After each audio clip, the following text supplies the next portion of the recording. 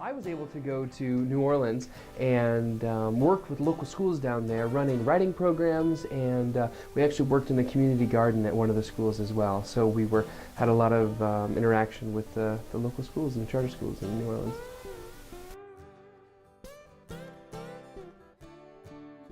My alternative spring break group traveled to the Appalachian Mountains, specifically to a community near Maryville, Tennessee, which is very close to the Tennessee-North Carolina border.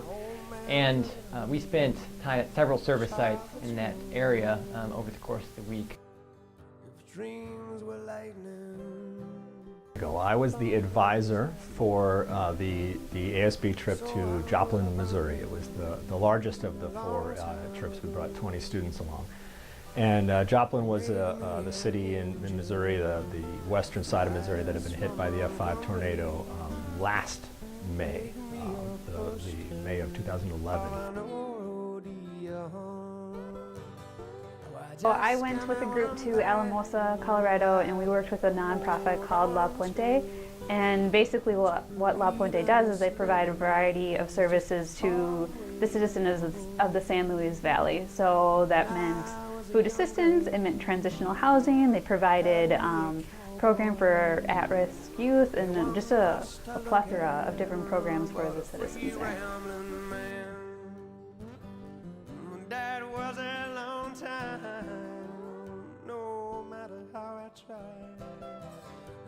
And I think the main role that I try to play as an advisor is to try to help any of the students try to fit what they're seeing into their worldview.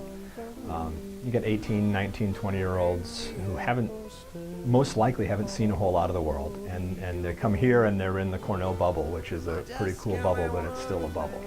And they're getting out into places and seeing devastating poverty or destruction from a tornado or environmental problems. And like anybody, you have a hard time putting these puzzle pieces together and fitting what you're seeing here in with what you've seen for the rest of your life. My role as the advisor on the trip was essentially just to be a resource for the leaders. I attended the majority of the group's meetings over the course of the year.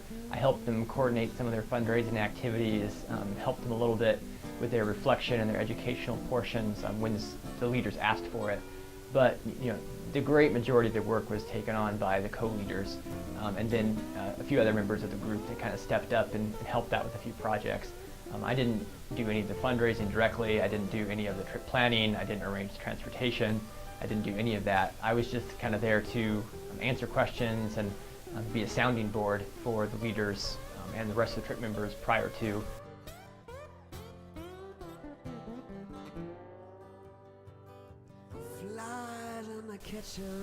I really had the opportunity to learn a lot from this trip. It was so fantastic being able to work with students, see them in a different light than I normally see them throughout the day, and I was able to learn that we're all humans, that I was able to share with them my story and learn their stories, and once we had that firm footing, we were able to actually go and impact the community.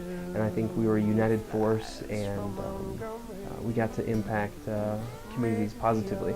I think I also learned a lot of the personal needs, I guess, that the people have in New Orleans, and how our service was a deep impact to that community. I learned on the trip how truly amazing our students are. I am fortunate enough that I can interact with students on a daily basis here on campus, but not really off of the hilltop. So be able to see them in an environment that they're not used to, in situations that some of them were quite uncomfortable with, and to see them thrive in those kinds of circumstances was just really amazing, and it really made me excited to be working with the students that we have here at Cornell.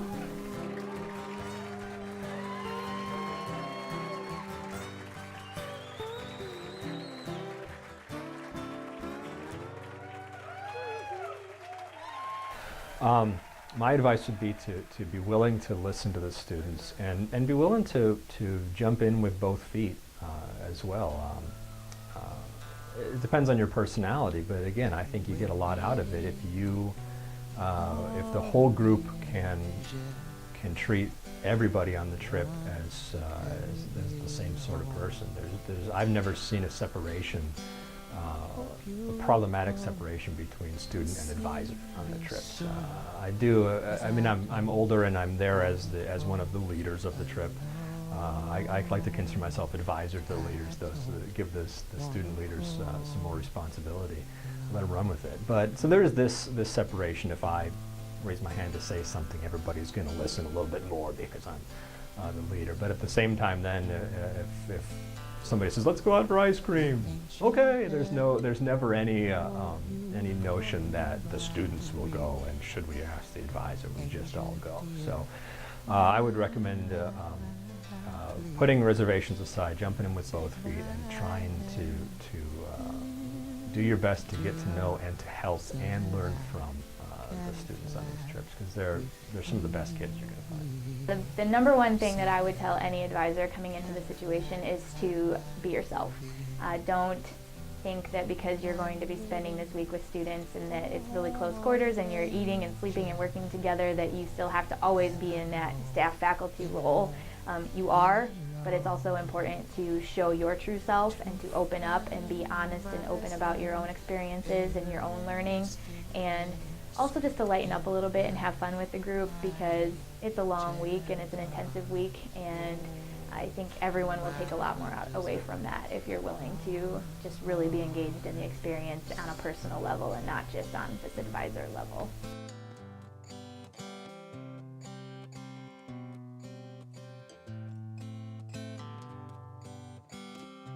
So speak kind to a stranger.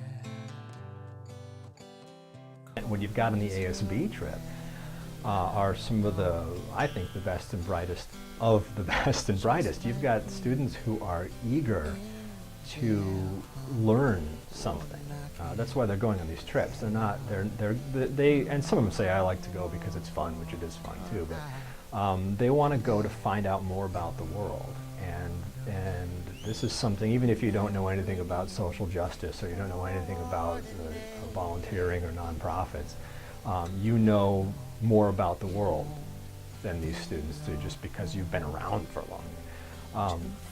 So the students want to learn, and if we're supposed to be helping them learn about the world, which I think a liberal arts institution should be more than just what you learn in the classroom. And I think Cornell, as an institution, I think that's, the people of Cornell agree with that statement. So this is a place where the students are being proactive. They're actually seeking out an opportunity to learn something about the world, and it's a place where we as faculty and staff have the ability to help them. And I just don't see how you turn that down. How you have a student come to you and say, I really want to learn about this, and you say, oh no.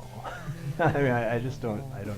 Why not? It's going to be an exhausting week. You're going to be tired, but it's an opportunity to get off campus. It's an opportunity to interact with students that you might never see otherwise, and you have a week to do service and to volunteer. I don't really think there's a good reason not to participate in a service trip. I considered it an honor to be asked because there were only a limited number of groups to be going, so that meant there was a limited number of advisors that could go, so why not?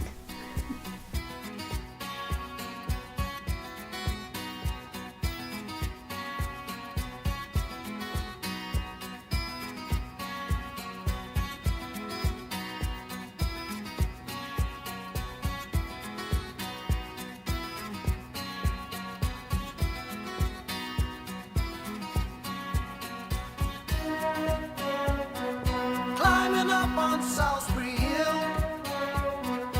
I could see the city light. Wind was blowing, time stood still. Eagle flew out